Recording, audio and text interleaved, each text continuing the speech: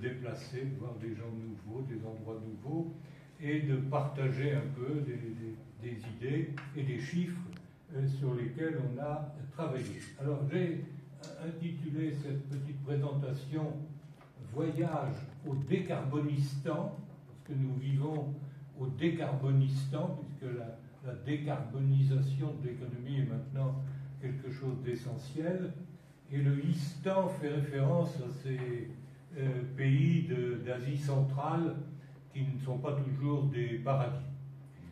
Voilà pourquoi j'ai intitulé ça « Voyage au décarbonistan ». Quelques mots sur ce que j'appelle le champ du climat, pour dire qu'il y a notamment deux doxas ou deux domaines de doxa, de domaines dans lesquels il y a une pensée très, très dominante. L'une qui concerne la science du climat et du réchauffement, celle à laquelle vous venez de faire référence, qui explique qu'il y a une cause de réchauffement, qui est le CO2, qu'il y a des conséquences absolument catastrophiques qui nous menacent, et que la responsabilité de tout ça, elle est dans les rejets de CO2 dont l'homme est responsable. Je ne dirai rien du tout sur ce thème qui est plus technique que économique du reste. En revanche, il est intéressant de regarder une autre doxa qui est aussi dominante et par beaucoup de points, par beaucoup de côtés, plus importante de conséquences pour nous tous. C'est la politique du climat, la politique qui découle de cette vision. Cette politique, c'est la décarbonisation de nos économies. Les ordres de grandeur sont bien connus, pratiquement de 100% d'ici 2050, c'est relativement proche, 2050, et de moins 30 à moins 50% d'ici 2030 dans seulement 7 ans.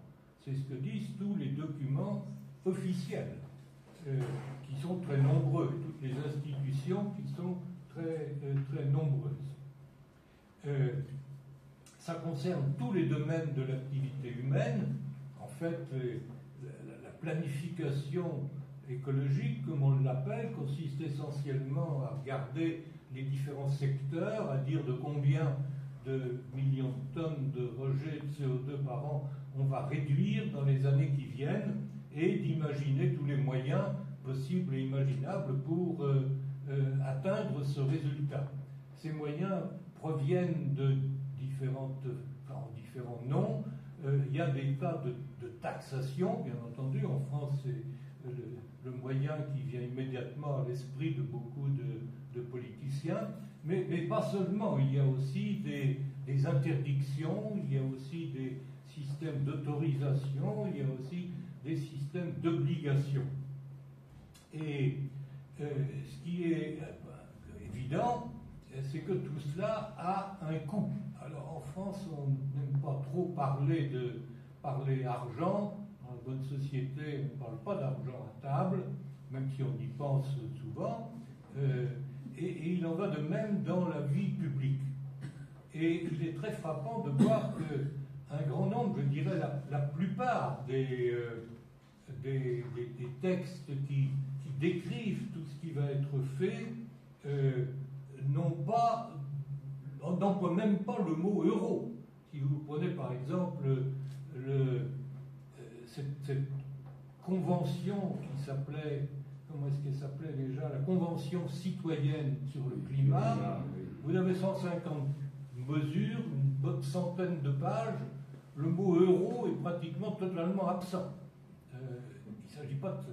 C'est bien, c'est le bien et le mal, c'est pas le bon et le mauvais.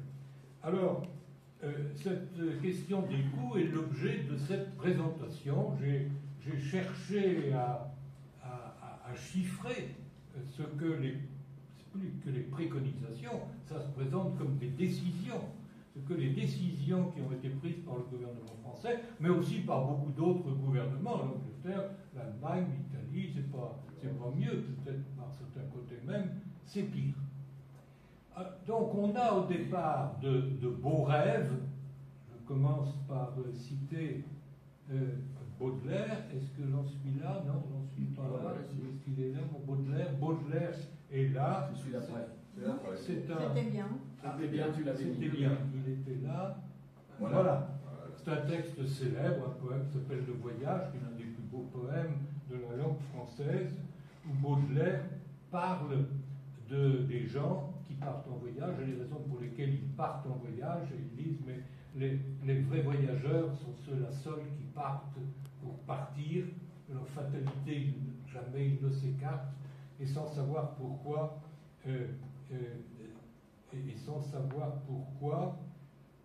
ils rêvent. Ceux-là dont les désirs ont la forme des nus et qui rêvent, ainsi qu'un conscrit de canon, de vastes voluptés changeantes, inconnues, et dont l'esprit humain n'a jamais su le nom. Alors on a beaucoup d'écologistes qui n'ont pas le talent de Baudelaire, ils s'en foutent beaucoup, qui nous proposent ces rêves absolument magnifiques. Et il y a quelque chose de sympathique dans l'idée de rêver et de vouloir l'impossible, le jamais vu, le jamais dit. Et donc je n'ai pas de mépris pour les gens qui ont ces rêves. En revanche, après ces beaux rêves, vous avez de gros coups. Et c'est ça ce qui est notre propos. Donc les analyses de coûts, comme je le disais, sont très rares. Il y a un grand contraste entre la multiplicité des plans, des projets, des programmes et la rareté des estimations de coûts. C'est un défi au bon sens, c'est un défi même à la loi, parce qu'il y a une loi, la LOTI, la loi d'orientation sur les transports intérieurs, qui date de Mitterrand, de la 1982, je crois, ou 82, oui, qui dit que pour tout grand projet, ça vise principalement les grands projets de transport, mais pas uniquement, une analyse coût-bénéfice doit être engagée et qui décrit comment est-ce que cette analyse doit être conduite. Et ça consiste à regarder les coûts pour les mettre en regard des bénéfices avant de décider si on fait la chose ou non. Alors, cette loi n'est pas toujours appliquée. Quand elle est appliquée, les analyses coût-bénéfice ne sont pas toujours suivies par les décideurs, mais il y a au moins un minimum de frein à la folie. Mais tout ça est... Il faut dire aussi que dans le domaine qui nous occupe, il est souvent impossible ou difficile de comprendre ces évaluations. C'est le quand on aime, on ne compte pas, ou quoi qu'il en coûte, qui domine. Alors on va essayer d'aller un peu plus loin. D'abord en comprenant que la notion de coût n'est pas du tout une notion évidente. Tous les coûts sont permis, si l'on ose cette plaisanterie, et il y a au moins 4 concepts de coûts qui peuvent être utilisés, 4 questions qu'on peut se poser sur que cherche-t-on à évaluer. D'abord, il y a un coût pour les finances publiques, un coût pour le budget. Alors, par les temps qui courent, évidemment, ce coût-là est particulièrement intéressant. Tout le monde connaît l'état des finances publiques. Et donc, chercher à savoir si ce qui est proposé va aggraver le trou et augmenter la dette est évidemment une notion qui est importante. On a des ordres de grandeur, parce qu'il suffit de regarder les budgets de ce que ça va coûter. On est du côté de 50, actuellement, du côté de 50 milliards par an. C'est beaucoup, 50 milliards, parce que quand vous regardez les reproches qui sont faits à certains programmes, ça en fait un gros morceau. Donc ça, c'est pour une forme de coût qui n'est pas du tout méprisable, qui est très importante, mais qui est souvent regardée comme la seule. Et c'est ça qui n'est pas bien. Il y a une deuxième notion de coût, c'est le coût en investissement. Parce que la plupart des mesures qui sont préconisées, la plupart, un bon nombre en tout cas, impliquent des investissements. des investissements qui sont parfois faits par l'État, parfois aussi imposés aux ménages ou aux entreprises. Et c'est aussi une question importante parce que les investissements, dans une perspective macroéconomique, il faut savoir quel va être le rendement, comment ils doivent être financés, etc. On a là-dessus un rapport récent, rédigé par Jean Pisani-Ferry, qui est un économiste gouvernemental, si j'ose dire, connu, important et intelligent, qui a été publié il y a quelques mois, qui chiffre à 70 milliards les investissements qu'il faudrait faire pour décarboniser l'économie française dans l'ampleur qui a été précisée tout à l'heure. C'est une deuxième notion de coût. Il y en a une troisième qui est ce que toutes ces mesures vont coûter au produit intérieur brut de la France, c'est-à-dire à l'ensemble des richesses ou des richesses marchandes qui sont proposées. Là, on arrive à des chiffres beaucoup plus élevés, que je vais un peu expliciter. On arrive du côté de 400 milliards d'euros pour l'année 2030. Évidemment, quand on cumule sur plusieurs années, on a des chiffres beaucoup plus importants. C'est par an. Pardon ? C'est par an, tous ces chiffres-là. C'est ce que vous dites, c'est par an. La plupart des chiffres que je cite sont des chiffres pour l'année 2030. Pour une année. Pour une seule année. Alors, il n'est pas difficile de calculer le coût total. On fait l'hypothèse que cette évolution est linéaire et on multiplie par le nombre d'années et on divise par 2 et on a un ordre de grandeur de ce qu'est le coût total, le coût cumulé, qui par certains côtés est le plus intéressant. Enfin, on a une quatrième notion de coût, qui est ce que j'appelle le coût en perte d'utilité, en termes économiques et social, parce qu'une bonne partie des mesures que l'on va voir ne coûtent pas grand-chose au budget, n'impliquent pas de gros investissements et ont une perte de satisfaction, de bien-être, de choses qui ne sont pas mesurées par le PIB. Parce que le PIB ne mesure pas tout. Le PIB mesure uniquement ce qui est marchand. Et donc il y a des tas de choses telles que le temps, par exemple, la valeur du temps, qui est importante dans beaucoup de cas. Ça n'est pas pris en compte par le PIB. Et c'est donc important et intéressant de chercher à mesurer avec cette notion de perte d'utilité. Pour les ordres de grandeur, deux chiffres qui sont intéressants pour des comparaisons qu'il est intéressant de se mémoriser. Le premier, c'est le budget de la justice, y compris les prisons, qui est en gros de 10 milliards par an. C'est important la justice, c'est important le système pénitentiaire. Nous y consacrons 10 milliards par an. Ça, c'est de l'argent public, c'est de l'argent budgétaire. Vous voyez que c'est ce que l'on dépense pour la décarbonisation au jour d'aujourd'hui, par an, c'est 4 fois plus que ce que l'on dépense pour la justice. Donc on n'est pas dans quelque chose de négligeable. On fait 4 fois plus ou 5 fois plus pour la décarbonisation que pour la justice. Donc c'est un ordre de grandeur, ce 10 milliards, retenez-le, parce que pour beaucoup de gens, des dizaines de milliards, ça ne veut pas dire grand-chose. Il faut avoir des points de comparaison. Et le PIB de la France est de 2400 milliards par an actuellement. Alors, j'en viens au coût en termes de PIB. En termes de PIB, j'ai fait un calcul intéressant. J'ai recherché, j'ai calculé au cours de la période, c'est quoi? C'est la période 2015-2021, parce qu'on n'avait pas de chiffres précis pour 22 et 23. J'ai calculé d'une part ce qu'a été l'évolution de la productivité. La productivité, c'est le PIB divisé par le nombre de travailleurs.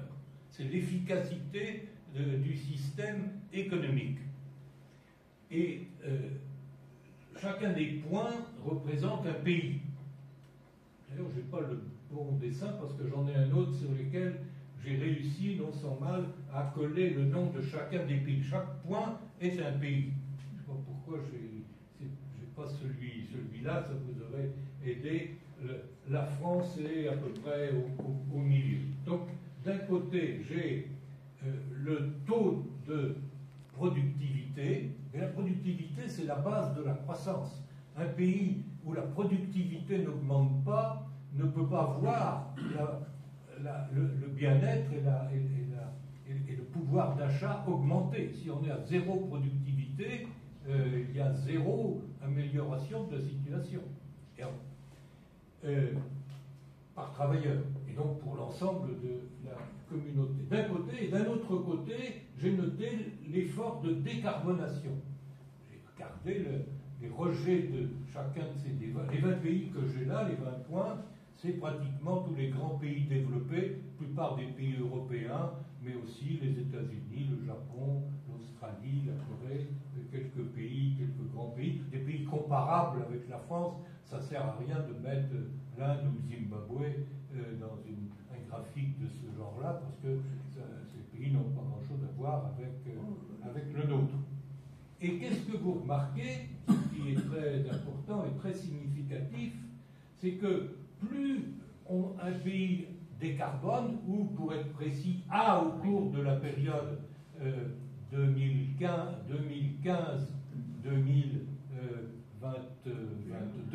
ou 21, je ne sais plus, à décarboner. Et vous, qu'est-ce que vous pouvez voir? C'est relativement frappant. En gros, plus un pays décarbone, et plus le taux de progression de la productivité est faible. Et donc, plus le revenu stable.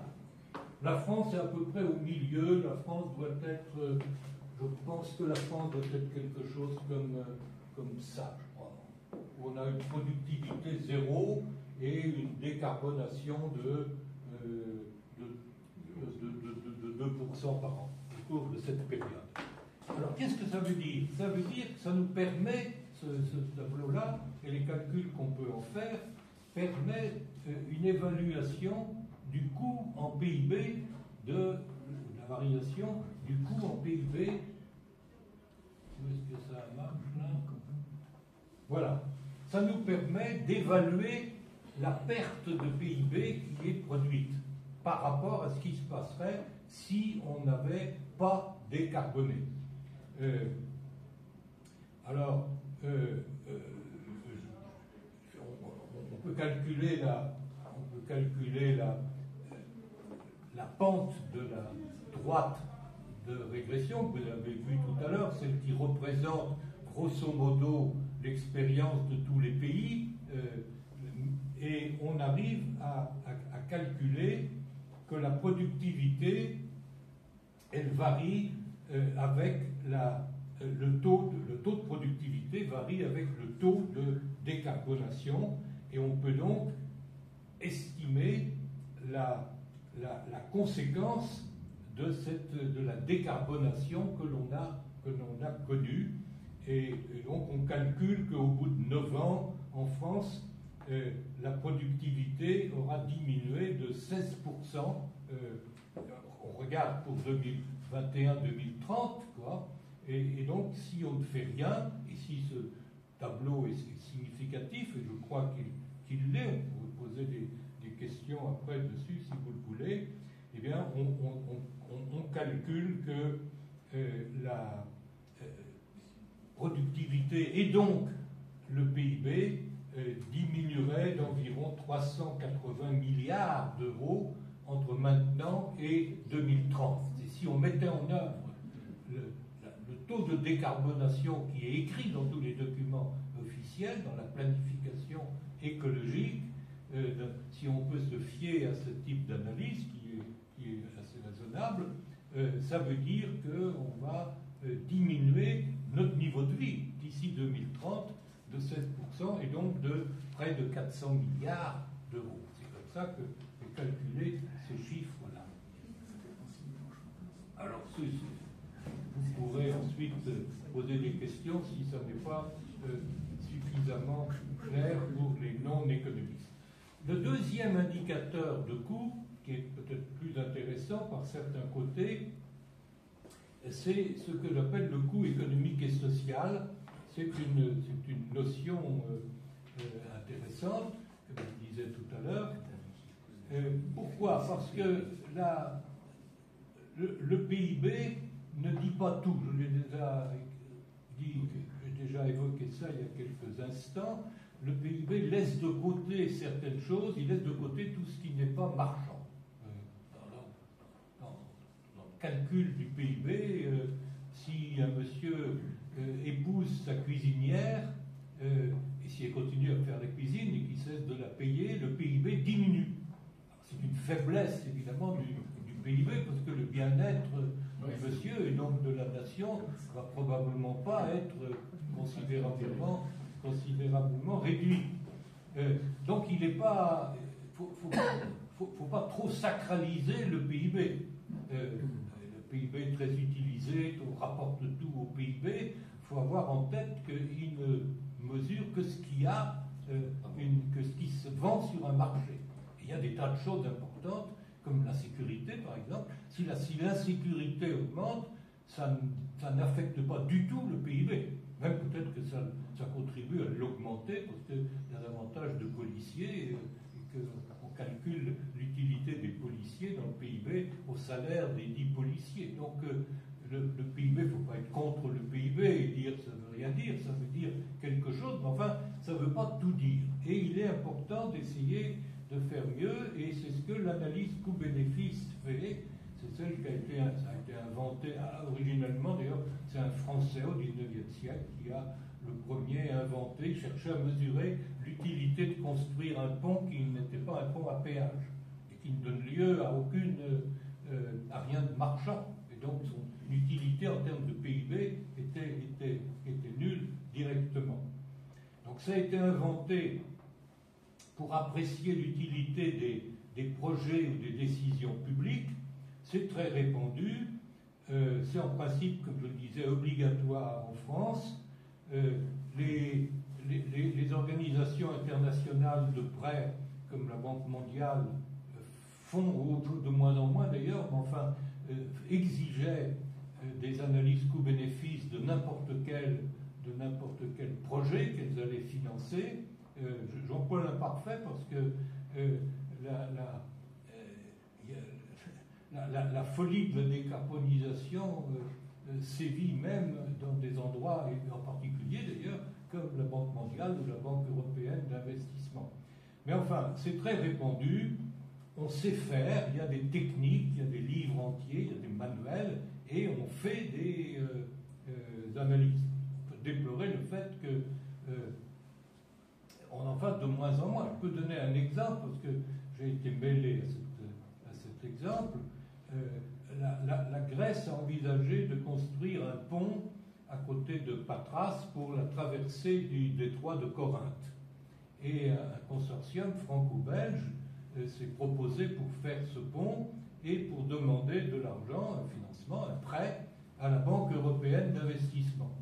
Et la Banque européenne d'investissement a dit oui, si vous pouvez prouver par une analyse coût-bénéfice que c'est bon pour l'économie de la Grèce et le bien-être des Grecs.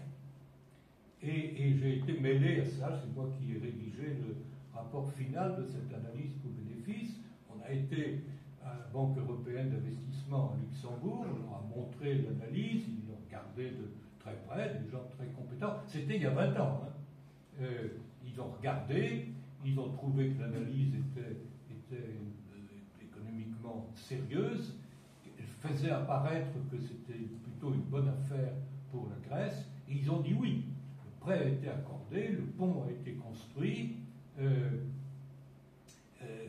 le pont a été fait dans les temps, au coût prévu, ce qui n'est pas le cas de tous les grands projets, ils s'en foutent beaucoup, et ce pont fonctionne, il a été fait par des Français, c'est une entreprise, c'est Vinci principalement qui l'a fait, avec quelques Grecs, et tout est pour le mieux, c'est une chose qui bénéficie à la Grèce. Aujourd'hui, parce que la Banque européenne d'investissement se veut à l'avant-garde de la lutte contre le carbone, qu'est-ce qui se passerait? Il se passerait qu'un sbire regarderait le projet, il dirait un pont, ça va augmenter le trafic, augmenter le CO2, poubelle. Et tant pis pour la Grèce. Voilà où on en est, à ne pas vouloir regarder la réalité telle qu'elle se présente. Alors, s'agissant des coûts de la décarbonisation, je les ai regardés sous cet angle-là. J'ai considéré 9 projets majeurs de la politique de décarbonisation du gouvernement français. Tout ça est public. Hein. Il y a auprès du Premier ministre un quasi-ministère qui s'appelle, je ne sais plus comment il s'appelle, la planification écologique, qui est supposé contrôler tous les autres ministères qui s'occupent d'écologie et qui sont nombreux, et qui d'ailleurs maintenant, je ne sais pas si vous avez remarqué, mais c'est un indicateur de l'ampleur de l'investissement qui est fait dans la décarbonation. Vous avez plusieurs ministères qui n'existent plus, qui sont des sous-parties du ministère de la transition écologique. Le ministère il n'y a plus de ministère des Transports. Il y a un secrétariat d'État au transport qui est sous l'autorité du ministère de la transition écologique. Il y a un secrétariat d'État au logement qui est sous l'autorité de ce ministère. Ça veut dire qu'il n'y a plus de ministère des Transports, il y a un ministère de la décarbonation dans les transports et un ministère de la décarbonation dans le logement. C'est peut-être pour ça qu'il y a tant de problèmes de transport et de logement, parce que le problème n'est pas de faire du transport, ni de faire du logement, il est de réduire les rejets de CO2 du transport et du logement. Donc j'ai pris une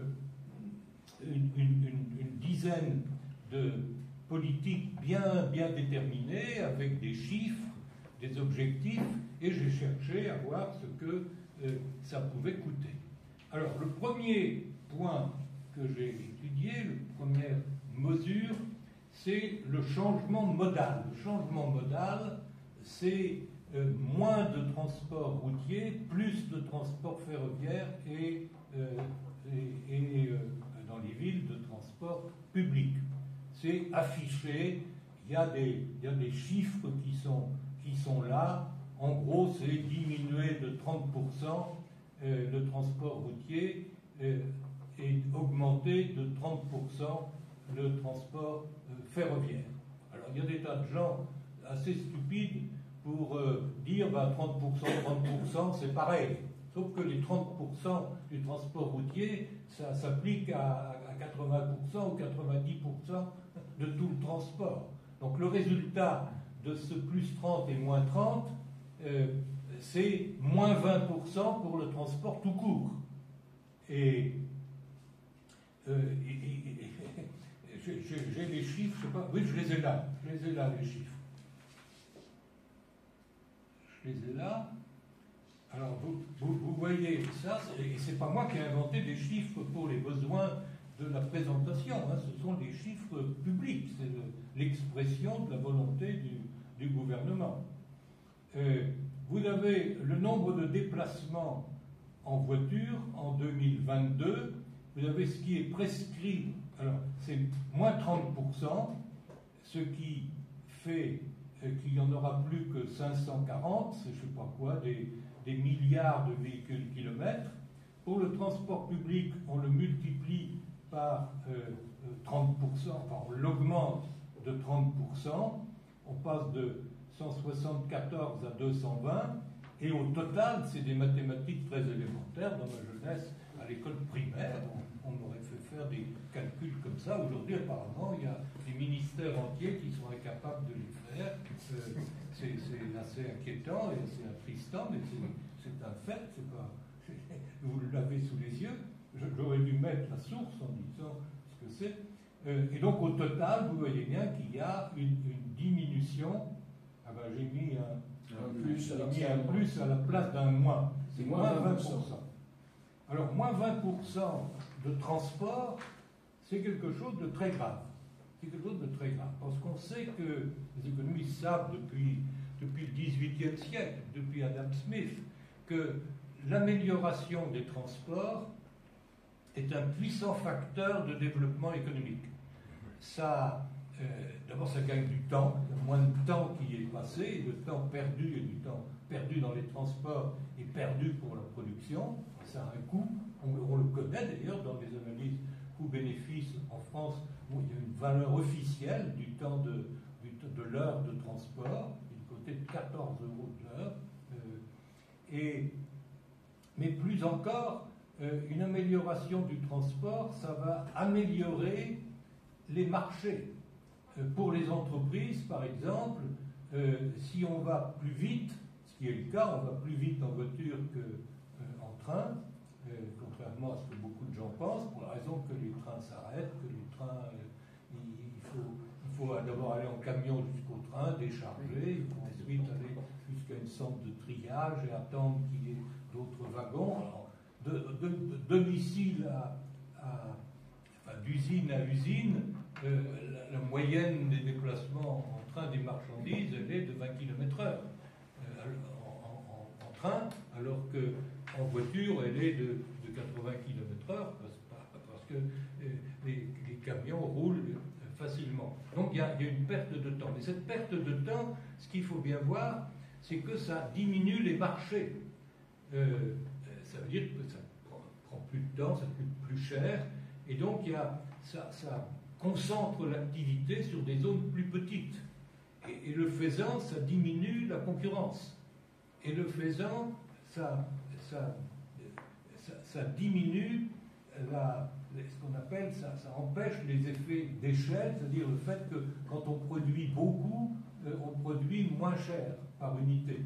Ça a des impacts considérables et particulièrement mauvais sur le développement économique. Alors il y a des façons différentes de chercher ça. J'ai cherché à le calculer, je ne rentre pas dans les détails, mais j'arrive à une augmentation du coût économique et social de 140 milliards en 2030.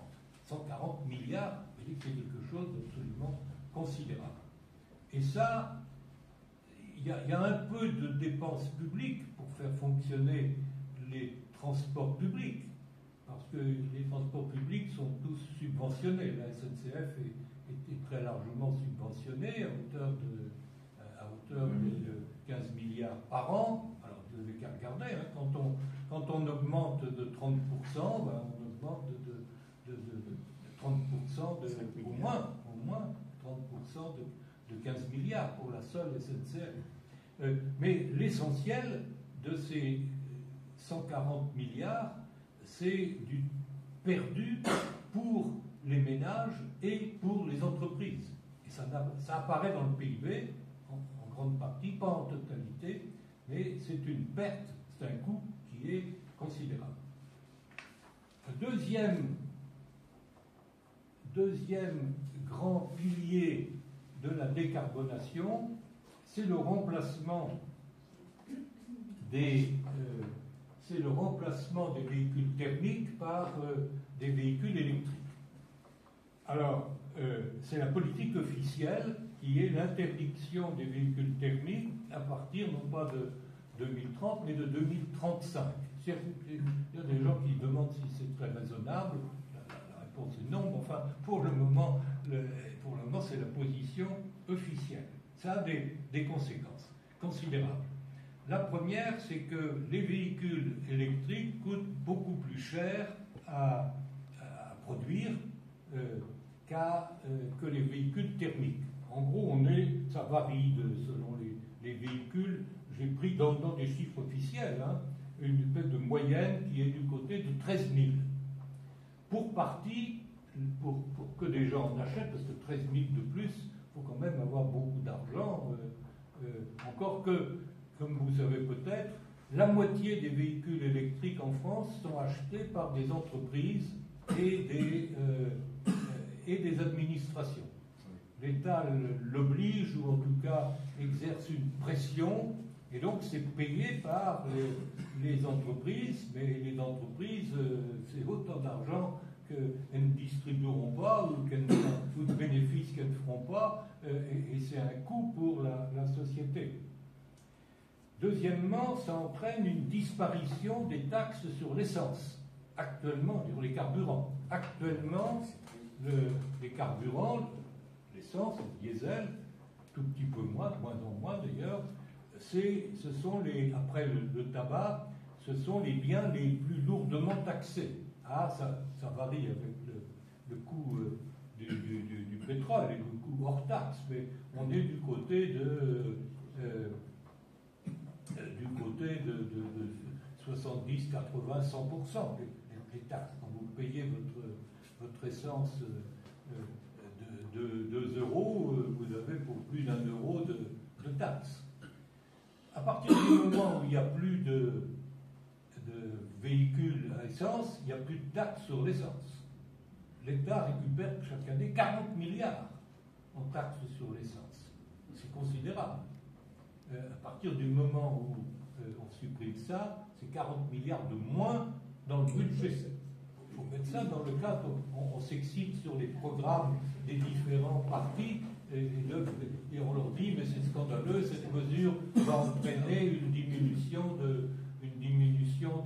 des recettes de 4 milliards, c'est scandaleux. En réalité, cette attitude vis-à-vis du véhicule électrique va coûter, pas maintenant, il y a encore des véhicules électriques qui vont payer des taxes pendant quelques années, mais à terme, ça sera 40 milliards qui disparaîtront.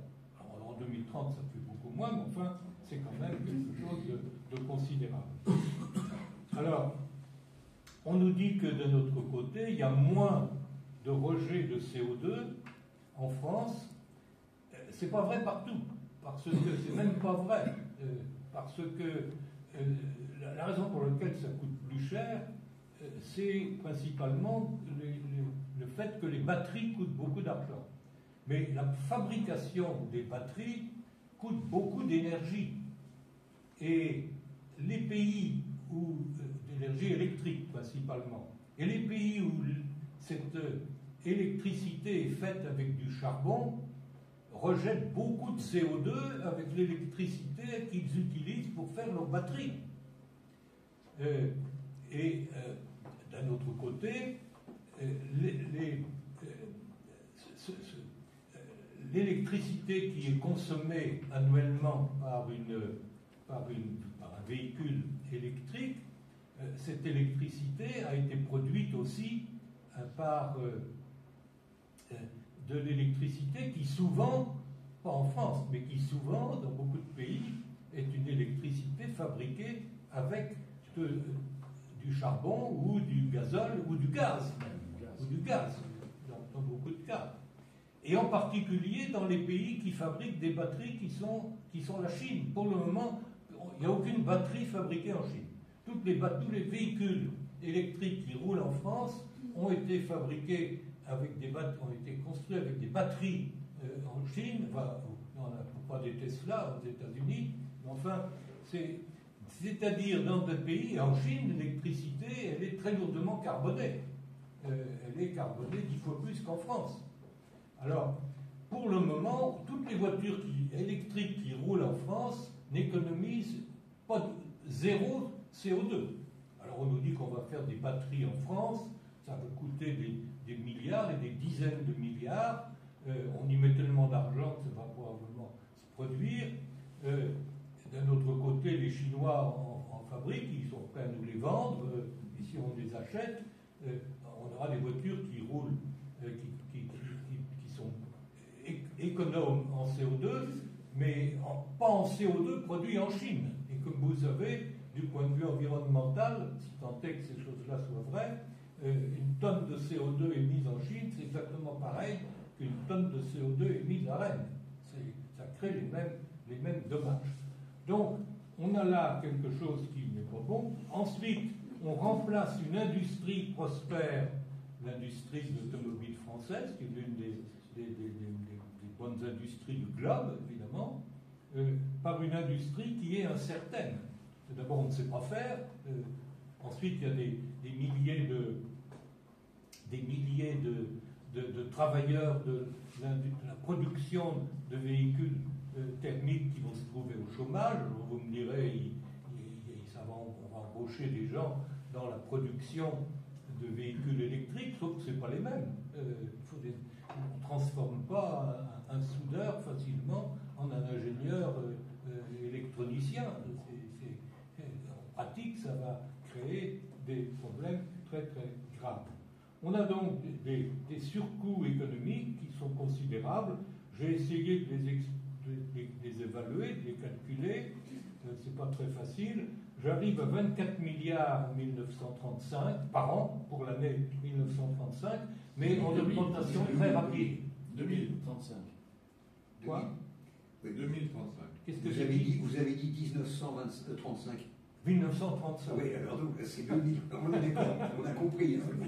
Absolument, absolument. C'est presque mon année de naissance. On pourrait presque. Mais 24 milliards en 1935, ça sera beaucoup plus, ça augmentera rapidement au fur et à mesure que les voitures thermiques disparaîtront. Donc on a là un coût économique qui est très élevé.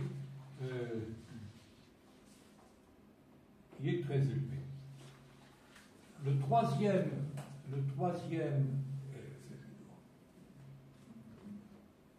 pan de la politique économique que j'ai examiné, que j'ai cherché à évaluer, concerne les renouvelables. Les renouvelables, je parle des renouvelables intermittents, c'est-à-dire le solaire et le photovoltaïque, pas l'hydraulique qui a toutes les qualités et qui est très bien.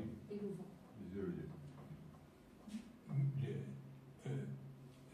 Donc les renouvelables fabriquent de l'électricité. Mais si vous regardez de près les chiffres, vous voyez une chose qui est tout à fait caractéristique, à savoir que jusqu'en... je ne sais pas par quel bout prendre ça, l'électricité française était jusque dans les années 2008 et reposait presque uniquement sur le nucléaire et sur l'hydraulique. Il y avait un tout petit peu de centrales thermiques et de centrales au gaz, mais c'était pas grand-chose. Durant toute cette période, avant 2008, le prix de l'électricité, en termes réels, en déduction faite de l'inflation, a diminué. Pas beaucoup, mais a diminué avec le temps. C'est facile à comprendre parce que les centrales hydrauliques étaient déjà là depuis la fin de la guerre. Alors, il faut de temps en temps les entretenir et mettre un peu de ciment pour boucher les trous, mais ça ne coûte pas quand même très très cher, d'une part. Et les centrales nucléaires étaient déjà en place depuis déjà, ça a été terminé dans les années 90, au début des années 90. Donc il n'y avait pas de gros achats à faire. Il y avait à entretenir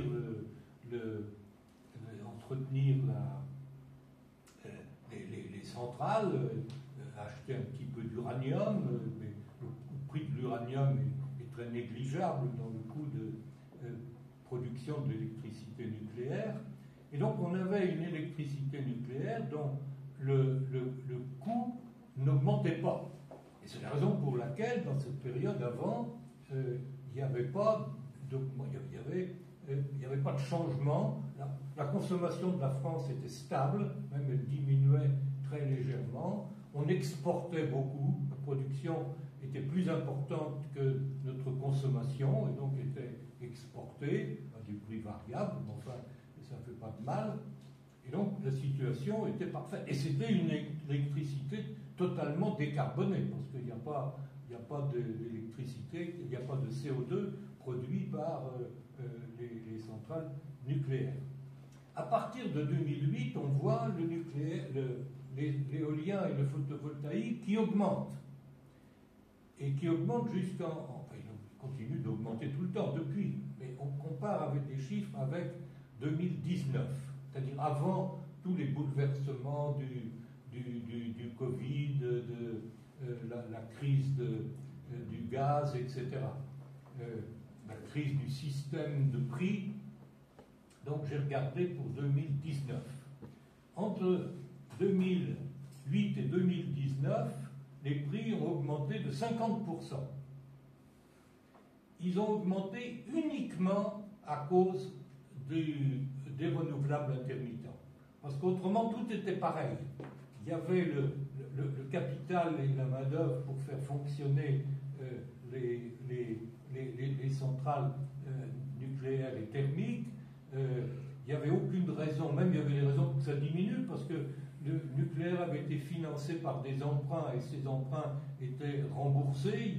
Certains d'entre eux étaient complètement remboursés. Le nucléaire n'a jamais été subventionné, contrairement à ce qu'un certain nombre de gens affirment. Il a été entièrement financé par des emprunts, et même des emprunts aux États-Unis principalement, qui ont été très bien remboursés avec ces prix qui étaient des prix déclinants.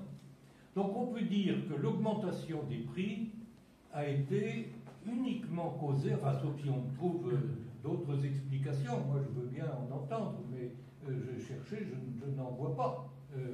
Le réseau était le même, on n'a pas créé dans cette période une augmentation importante du réseau avant qu'il y ait des renouvelables.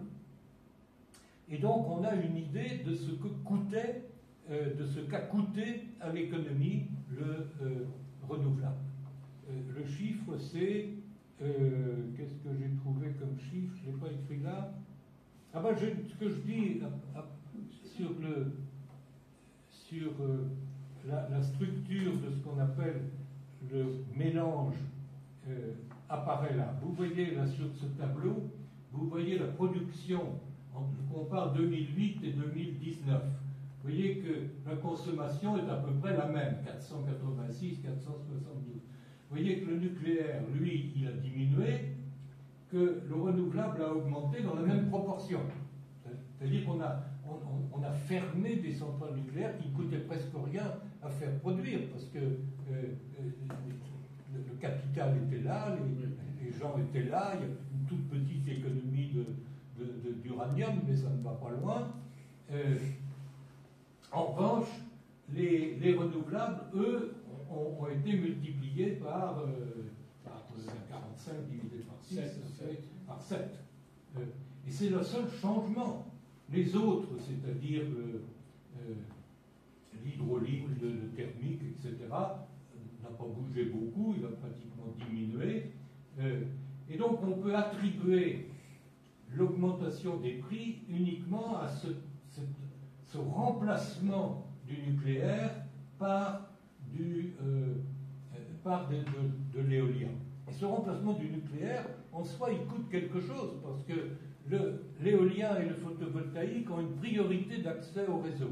C'est-à-dire que quand ils produisent beaucoup, il faut qu'immédiatement, en temps réel, dans un quart d'heure, on ferme un certain nombre de centrales nucléaires. Donc on a diminué la production de nucléaire, alors que ça coûtait presque rien de produire, de faire tourner les centrales nucléaires. À partir du moment où elles sont là, où il y a des gens, ça ne coûte pas grand-chose. Donc la totalité du coût, cette augmentation de coût qui est considérable, peut être attribuée au nucléaire, et ça nous donne un chiffre qui est, est-ce que je l'ai là? Oui, je l'ai là.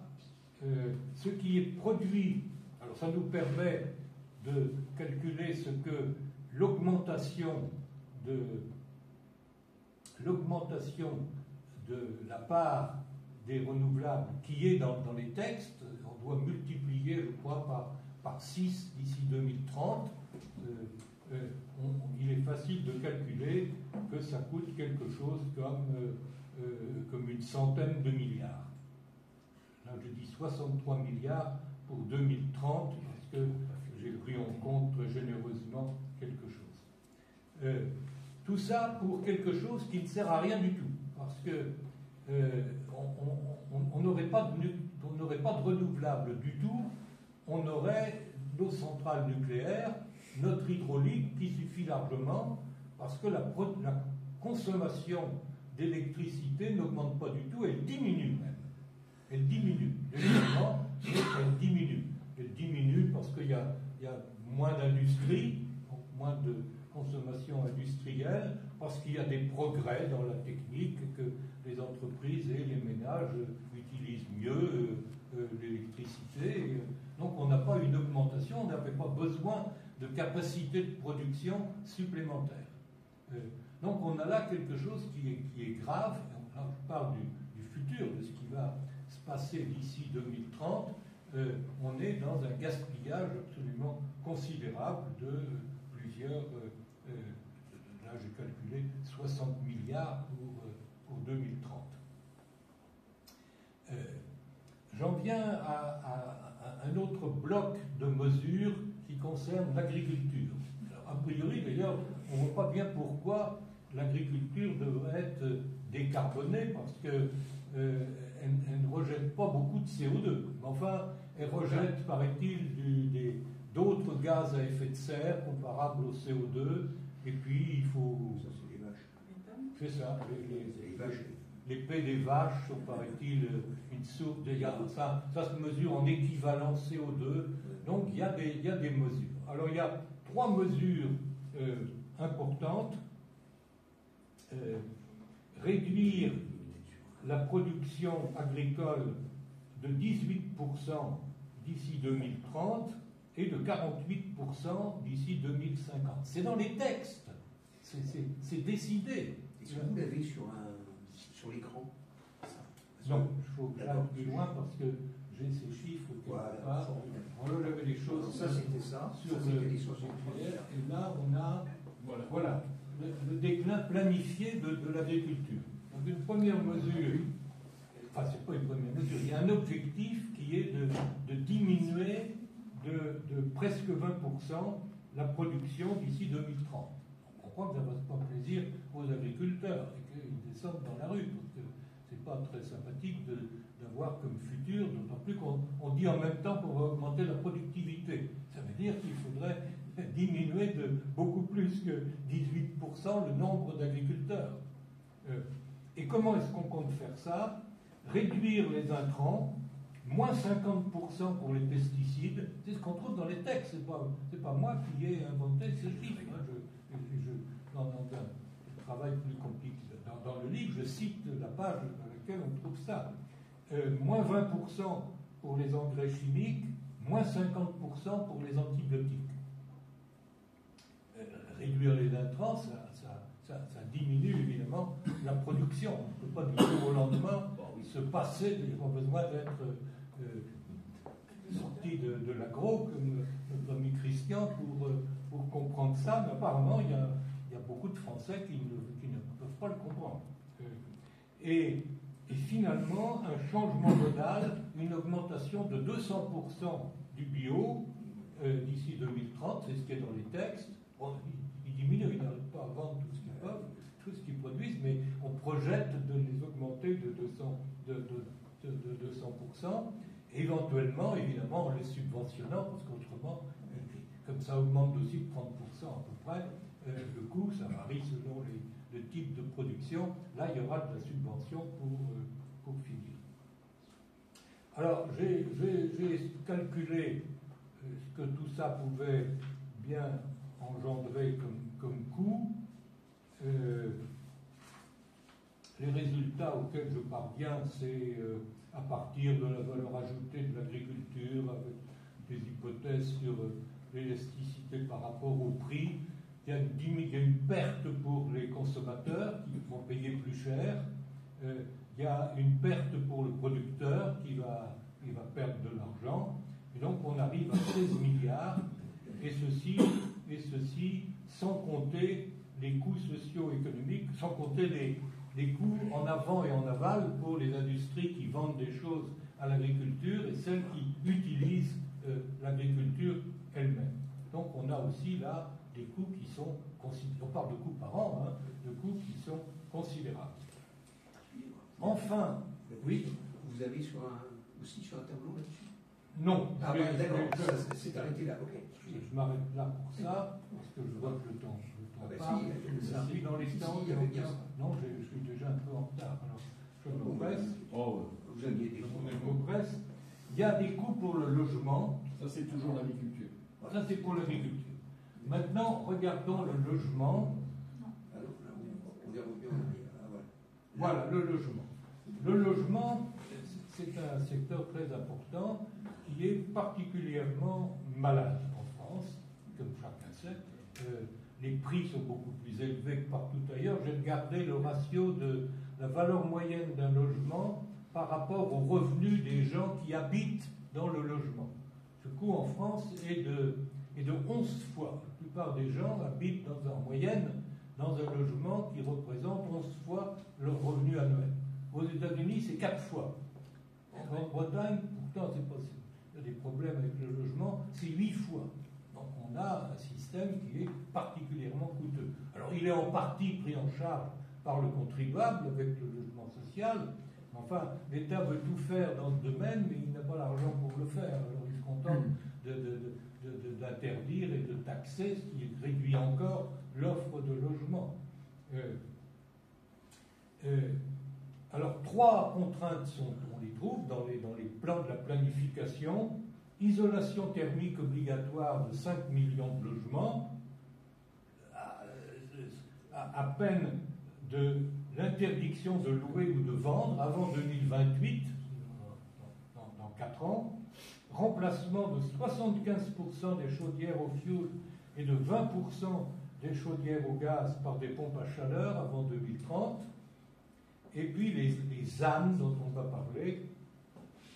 Vous savez, les ZAN, c'est les zones d'artificialisation nette. C'est l'interdiction, c'est à partir seulement de 2050, mais ça va commencer avant.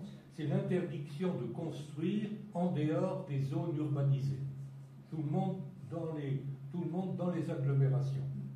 Et tout ça, ça a des coûts absolument considérables. Ils ne sont pas trop difficiles à évaluer parce que les logements, on sait en moyenne combien coûte la rénovation de ces logements. Donc on multiplie par le nombre de logements. Les chaudières au fioul et au gaz, pareil, on sait ce que coûtent les pompes à chaleur, on multiplie par le nombre. Et quant à l'interdiction de construire, c'est un peu plus difficile à calculer. Mais enfin, l'idée que l'on va obliger les gens et les activités industrielles et commerciales à être dans des villes a un coût. Le coût de la construction, pas de la construction, mais du foncier dans les villes est beaucoup plus élevé que dans les campagnes. Et donc ce coût sera bien supporté par quelqu'un. Les gens qui voulaient s'établir à la campagne, à un certain prix, ils devront s'établir à un prix beaucoup plus bas. Le résultat sera que la taille des logements va diminuer. Elle a déjà diminué. Au cours des 10 dernières années, la taille moyenne des logements en France a diminué. C'est une diminution du niveau de vie des Français. Ça n'apparaît pas dans le PIB, mais c'est quelque chose de très réel. Vivre dans 70 mètres carrés ou dans 100 mètres carrés, c'est pas le même genre de satisfaction. Et donc, ce que cette ZAN rend obligatoire, c'est de donner aux gens exactement le contraire de ce qu'ils veulent. Les Français veulent vivre dans des maisons individuelles, en dehors des villes, et pas trop cher.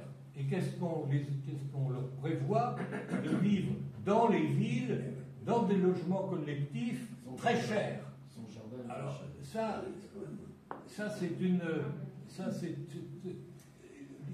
a des coûts qui sont...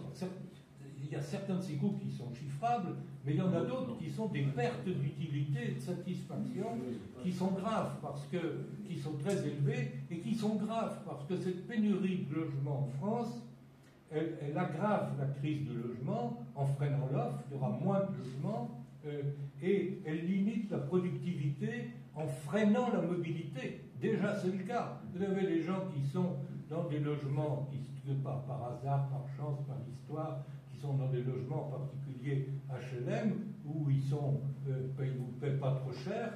On leur offre un emploi dans une autre ville qui serait mieux payé, qui serait plus utile pour la société, qui serait mieux pour eux, mais qui implique qu'ils perdent la rente dont ils jouissent. Et ils disent non. Ils préfèrent rester parce qu'ils ont ils ont quelque chose qui leur coûtera moins cher.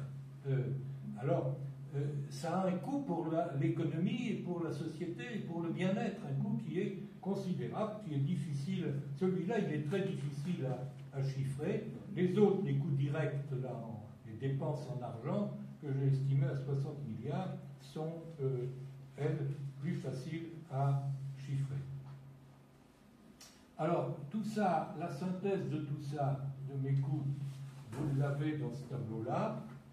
J'ai calculé pour 2030, changement modal 140, véhicule électrique 24, renouvelable intermittent 70, contrainte sur l'agriculture 16, contrainte sur le logement 60, ça fait un peu plus de 300 milliards par an pour la seule année 2030.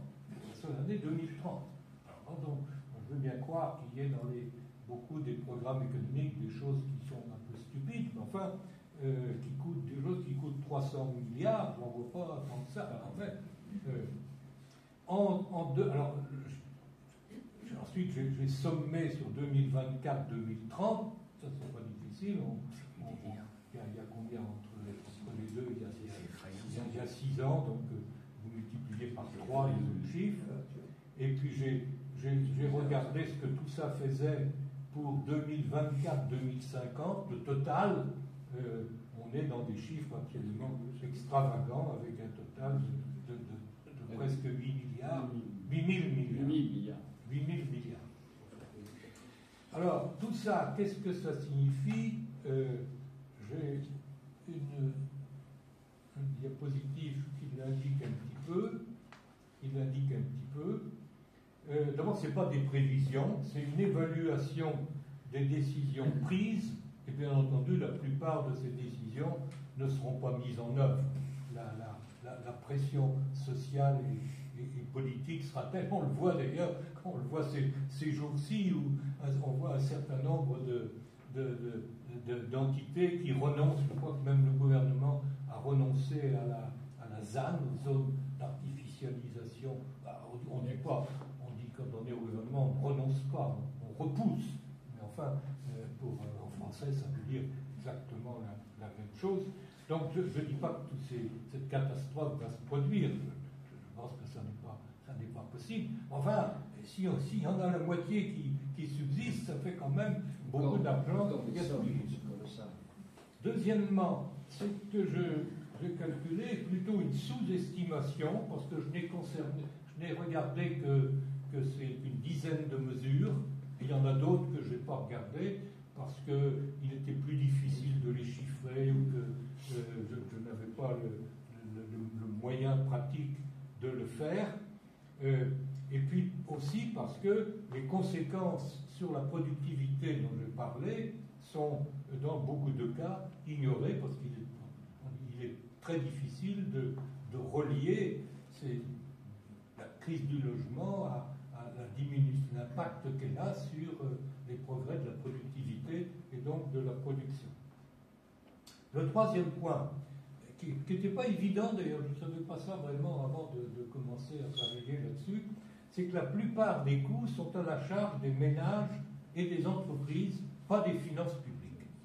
Et donc, ne regarder les choses que sous l'angle des finances publiques, c'est très utile, bien entendu, surtout dans un pays endetté comme la France, mais enfin, il n'y a pas que ça, il y a parfois des subventions, une partie de ces coûts-là sont pris en charge par le contribuable, mais ce n'est pas l'essentiel. L'essentiel, c'est ce que ça va appauvrir les Français et les entreprises françaises. Et donc, se focaliser uniquement sur les coûts budgétaires, c'est cacher ou refuser de voir une grande partie, l'essentiel même, des coûts. Ce point est important et je n'avais pas compris ça clairement avant de me donner le mal de retrousser mes manches et de produire des chiffres. donc là, une partie des coûts sont estimés, les coûts de transport. Enfin, tous ces coûts sont considérables, catastrophiques, et ils impliquent une importante baisse du niveau de vie des Français. Et je termine par une strophe de Baudelaire sur les gens qui rêvent et qui veulent des choses, qui attendent des choses absolument mirifiques, qui est très belle, évidemment. Baudelaire écrit mieux que je ne parle. Il parle des voyageurs donc, qui rêvent et qui attendent le miracle de ce qu'ils ont trouvé. Chaque îlot signalé par l'homme de Vigie est un Eldorado promis par le destin. L'imagination qui dresse son orgie ne trouve qu'un récif aux clartés du matin. Voilà, Baudelaire dit l'essentiel de ce qu'il faut savoir sur ce voyage au décarbonistan. Merci.